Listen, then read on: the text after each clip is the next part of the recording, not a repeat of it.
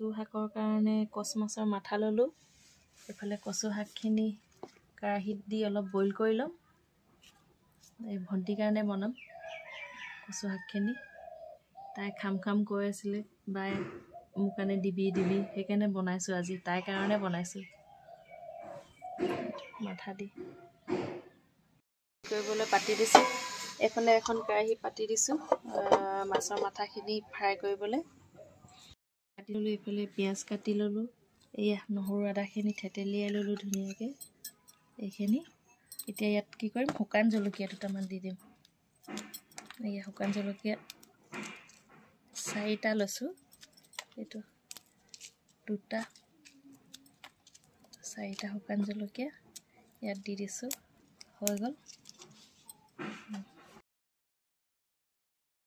এয়া মাছৰ মাথাখিনি ফ্ৰাই কৰি ল'লোঁ।